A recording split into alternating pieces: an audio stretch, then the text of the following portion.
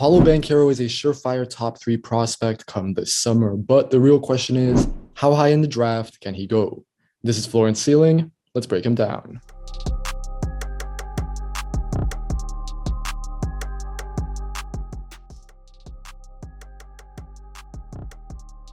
Paolo Banchero has solidified himself as a top prospect in the 2022 NBA draft. The Duke forward put together an excellent freshman season and lived up to his potential coming out as a 5-star recruit out of high school. At 6'10" and about 250 pounds, the Italian freshman is incredibly complete and is in consideration for the most skilled offensive player in his class.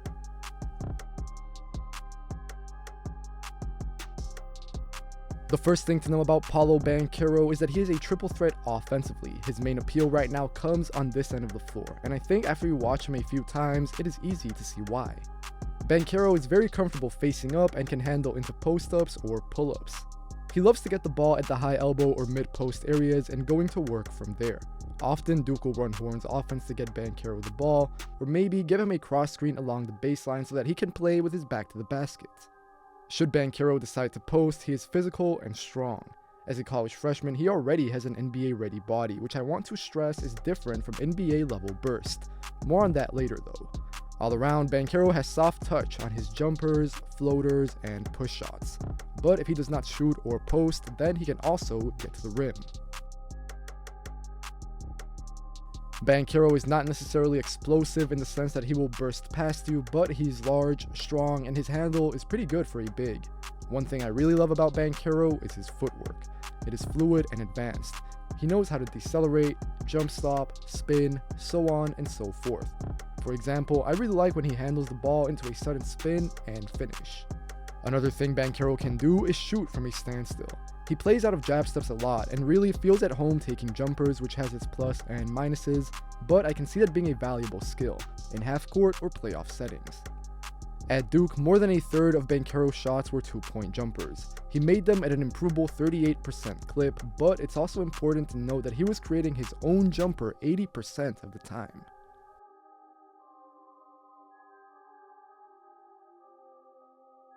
As for that, Banchero can get into his jumper in a variety of ways. He's also not shy taking this shot at all, which I think is more important than whether his percentage is improvable or not.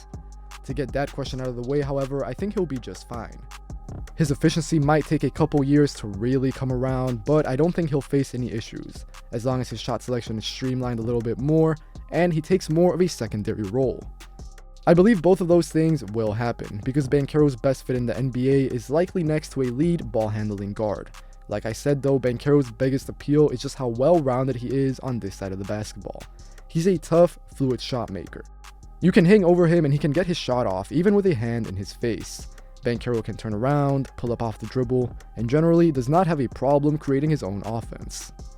I really buy this part of his game, and I think he can operate a little bit like a modern-day version of a Carmelo Anthony. This is not a comparison overall, but just in terms of how they can score. Banchero loves sizing up his defender with jab steps and short or hang dribbles. He keeps whoever is guarding him on his toes and then suddenly elevates into his jumper. Banchero loves the pull-up, more on that later, but what I also like is that the 6'10" forward can get to the basket as well. There are some improvement areas in this department which I will break down, but I'm encouraged by Banchero's mixture of brutality and finesse at the basket.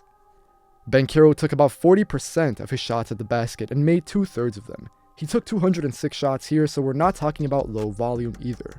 Some of the stuff with his face-ups applies at the rim. The spins, half spins, ups and unders, etc. Again, we should also keep in mind that Banchero was creating most of his own looks. The Duke freshman can bring the ball up after opponent misses and carve out a path to the basket. He's an able, fluid ball handler, and this transition offense should be a part of his game. Unlike other college bigs who can grab and go into open court but clearly do not have an NBA-level handle, Banchero should be able to do that. He also got to the free throw line at a solid rate in college. Banchero averaged about 5 trips to the charity stripe per game, but his free throw numbers are a little lower than his skill level indicates. I want to see the Italian international get from the low 70s into the low 80s so that he is not leaving any easy points on the table.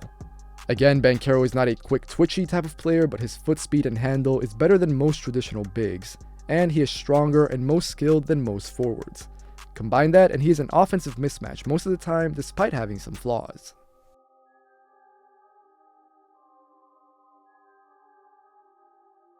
Part of why Banchero posts up pretty good numbers around the rim is his work down low. Banchero scored a little under 1 point per possession when posting up at Duke. If a similar number translates to the NBA down the line, that would put him in similar company with some of the players who post up the most around the league, Joel Embiid or Jonas Valanciunas. But another guy who I think Banchero has shades of is Marcus Morris. This is not just with posting up, but also with some of his isolation work. Banchero and Morris both averaged the same exact points per post-up this year though. Obviously, they played in different contexts and levels, but I really think that Banchero could maybe be an improved version of Morris. Other than that, Banchero has a bit of a bag that he can get into. He can attack on the catch, which is good because it denies doubles and does not stop the ball. When Banchero gets the rock, he can spin to the basket, into a jump hook, or into some sort of push shot. Again, with Banchero, it's the versatility that I really appreciate. If his jumper is not falling, then he can get into his post moves, and the same applies vice versa, so let's get into some of his work further away from the basket. I said earlier that I like Banchero as a sort of mid-range assassin, but he's still figuring out that part of his game from the outside. The flashes do exist though. Banchero made an okay 34% of his threes, more on what he needs to improve later, but for now, let's focus on the good. If he sets his feet, Banchero has a better chance of making the shot. He still has a slower windup and release from 3, but I don't think that needs to matter too much at 6'10" if everything goes well. Essentially, Banchero is only a pull-up 3 away from having a completely well-rounded offensive game. If at some point he can add this type of shot to his arsenal, then really he becomes sort of unguardable. But really, I feel like Banchero's stationary shooting from beyond the arc is more important than his pull-up from deep. Going back to that 34% from 3, it must be mentioned that almost 90% of them were assisted. To be completely honest, that's fine. That number should go down a little bit as Banchero gets further into his career, but really I feel like he's going to be a self-creator from the mid-range for the most part. From the outside, if he makes the open looks he will receive, Banchero should be alright, but he needs to do that though. If he makes these threes at a decent clip, then that opens up the rest of his game in a big way, especially in the NBA where spacing becomes much more important. If he's able to keep it simple and convert on those looks in the mid-30s, then I feel real good about his scoring outlook. Despite all the good though, and there is a lot, I still have some concerns about Banchero's offense. I said at the top of the video that he loves to play out of face-ups and jab steps, but if I'm being honest, he's a little too reliant on that. This style was productive in college, and I find it hard to believe that it won't translate to the NBA at all. At the same time though, we must recognize this is a little outdated. Not too many guys in the league play like Banchero does, so it's fair to ask yourself why and whether that might hold him back. In the grand scheme of things, I'm not overly concerned, but I do think it needs to be acknowledged. Another thing is that Banchero's propensity for the two-pointer affects the geometry of the court. As I said, he's a bit of a tweener. If he mostly wants to operate on the inside though, then you kind of need a big who can step away from the basket, or just have a wide array of perimeter shooters on your team. Banchero is good enough that you should find a fit for him regardless, but constructing a team with him as a focal point might be a little challenging. His lack of explosiveness is another thing that worries me. The Duke freshman has all the makings of a top NBA player, but he's not a great vertical or horizontal athlete. That is, he does not move super quick or jump really high. Don't get me wrong, he's still a mismatch, but maybe less so in the NBA than in college. Banchero must show that he can overcome those deficits consistently, and this lack of elite athleticism also makes Banchero too reliant on his jump shot. I would think that shot diet will change in the NBA, especially if he goes to a team that discourages the mid-range. We can get into a debate about whether a team should or would do this to Banchero, but the possibility is real. Like I said earlier too, Banchero must show improvement from 3. I touched on it as well, but the pull-up is very much a work in progress from deep. I'm confident from 2, not so much from 3, especially when I think about how the 3-point line is even further away in the NBA. Really though, the important thing are the spot-ups. I really want to stress this again. Without it, Banchero's offensive fit becomes a lot murkier. Really, to be clear, he has enough in his toolbox to get away with being a slightly below average 3-point shooter, but that cannot be the goal. Whichever NBA team drafts Banchero should ensure that he improves from deep. If he does, then you have a lot more flexibility with what your roster can look like. I'm aware that at this point this is definitely a longer video, but it's just because there are so many facets to Banchero's game. He's one of the most complete players in this draft, which is why he is also one of the best. Banchero is not in that elite tier like say Zion Williamson, but I think he's still going to become a multi-time All-Star. Part of that is also because of his passing. Now, I feel like we'll see more of this at the next level because Duke had the likes of Wendell Moore, Trevor Keels, and Jeremy Roach handling the ball a fair amount, not to mention the likes of AJ Griffin or Mark Williams, who also had important roles. In the NBA, I don't think Banchero is going to have a bunch of ball handlers or high-quality players around him right off the bat. This Duke team was stacked for a college squad, whereas Banchero is likely to land in a rebuilding team. With the playmaking, Banchero's numbers did not pop off the page. He averaged a smidge over 3 assists a night, but he also did not really turn the ball over at a high rate. Let's look at some of these clips, because Banchero can pass out of double teams and act as a release valve, but he's also highly skilled at creating good looks from 3 for his teammates. I've seen some comparing Banchero to Ben Simmons as a point forward type. Now, I do not agree at all. Their games could not be more different, but this is one thing they have in common. At times, Simmons can overcome his non-shooting with how many outside looks he generates. Banchero does not have the shooting problem, so if he can also create threes at a steady rate, his offensive value skyrockets. The Duke freshman plays with his head up, makes quick decisions, and can zip accurate passes across the court. He's also shown passing chops in more traditional half-court situations. For instance, I'm encouraged by these 2 reads in the pick and roll. The result is the same. It's Banchero creating the 3, but this time out of a ball screen. Where here, Banchero gets the dribble drive penetration and finds Mark Williams with the perfect dump off. As for any concerns, I feel like Paolo is at a similar stage to Cade Cunningham last year. Like Banchero, Cade maybe did not showcase as much of his passing as he could have at Oklahoma State. Part of that was context too, but for entirely different reasons. However, my gripes with Cunningham are similar to Banchero. Because they're both skilled passes at their size, they can be slightly casual or loose with their passing. Some turnovers come because Banchero gets a lot of touches and he tries a lot of things. Some are avoidable and unnecessary though. Overall, I don't worry about Banchero's execution or processing, but I want to see his motor improve ever so slightly. On the other side of the basketball, Banchero's defensive projection is less straightforward than his role on the other end of the floor. The Duke forward is a little bit slow and upright. He's not the quickest laterally, or backwards. Offensively, Banchero is faster than most bigs, and stronger than most smaller forwards, but the opposite happens on defense. He gives up size to quote-unquote true 5s, and maybe is not really someone who you can trust against a ball handler who can attack in space. Banchero is always on his toes, and really he is not a proactive defender. He struggled to stay in front of guards on switches and is guilty of being one step behind. For instance, UNC went at him time and time again, with RJ Davis, who is probably a G League level player right now. Along with that, Banchero's defensive discipline is also questionable at times. One thing is for sure, his awareness should grow. Banchero is not a disastrous defender, but he can use some work. For instance, with his closeouts. He has to be there on time, or really just improve his technique to bother shooters. Banchero can be late, and that just cannot happen in the NBA, where the margin for error is much smaller. If a team wants him to play the 5 more regularly, then improving his discipline and awareness becomes crucial for Banchero. I also have serious concerns about Banchero as a rim protector.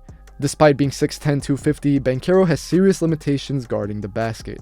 As we'll see over the next few clips, this does not come naturally to him at all. Again, the reaction time is not entirely there, and also he's just not very long. Banchero has a wingspan a little over 7 feet at 6'10", so if he gets the timing wrong, he cannot recover. Banchero averaged under a block per game despite always playing as one of the 2 guys in Duke's front court. Really, he's just not a difference maker. What I want to see more of are plays like these, but I think they'll take a while to show up on a consistent basis at the next level. Banchero will always be a little slow off his feet, but he can be much more effective if his engagement level goes up. He just needs to care to protect the rim, on occasion at least. However, Banchero is more of a big who has to stay close to the action, rather than just coming in from the help side. He must improve his recognition when it comes to rotations and timing. You hope that comes though. There have been some slight flashes of Banchero guarding in space, but I'm taking these with a grain of salt. Mostly he's showing this off against prospects who are not necessarily NBA level athletes. Like Banchero did well against Caleb Love, but let's consider that Love is very below average at the rim. So really what I'm focusing more on here is the motor and effort. It has me wondering whether Banchero can tap into that on a more regular basis and just bother attackers on switches. For example, I like how he does on this possession.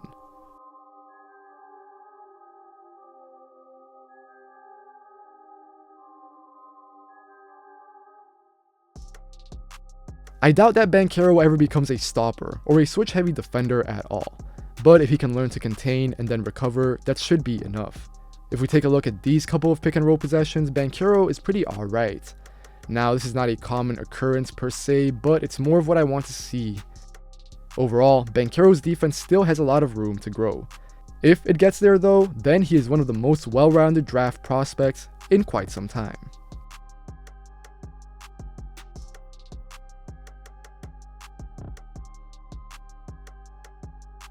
The first thing about Paolo Banchero, of course, is that really well-rounded offensive game. And I'm not going to get into it too much because this is already a long video, a very long video, I should say. But really what I like the most is the versatility. I sort of said the same thing about Evan Mobley last year, and now him and Banchero are completely different players. But the same sort of concept applies. If you're able to fulfill multiple roles on offense, then you have the most chances of NBA success. And right now, I think Banchero, as a freshman coming out of Duke, already has a very well-polished skill set. He can pass, he can handle, he can shoot. The three-pointer's got to get better. I do have some concerns about his finishing at the rim, that lack of natural burst and explosiveness. But overall, I think that from an offensive standpoint, he will go on to have a very long, fruitful, prosperous NBA career. The real questions with Banchero come on the other end of the floor, and that is really where I have some doubts. I'm not sure if Banchero, has what it takes to overcome that tweener role, which on offense is not really a problem. But on defense, he's a little too small to guard real fives. Like, you can't really put him on Jokic or Joel Embiid or, someone like that. He's a little too slow and flat-footed to guard, more athletic forwards. So really, like I said in the video, the same thing that applies on offense kind of applies on defense, except in the opposite way. Banchero is too small to guard bigs, and he's a little too slow to guard the more quicker athletic forwards. How that accounts for in the NBA will remain to be seen, but I do think that Banchero, all he has to do is just become passable. If he plays with good effort, he's still big enough to, make up some deficits. If you surround him with long wing defenders, if you surround him with capable defenders, then I think Banchero should just be, pretty good, not elite, but fine. As always, if you enjoyed the video, make sure to leave a like. Make sure to leave a comment telling me how high you would pick Paolo Banchero, whether or not you would want him on your team. And as always, if you enjoy the channel, if you want to see more content like this, make sure to subscribe. Take care, and I'll see you guys next time.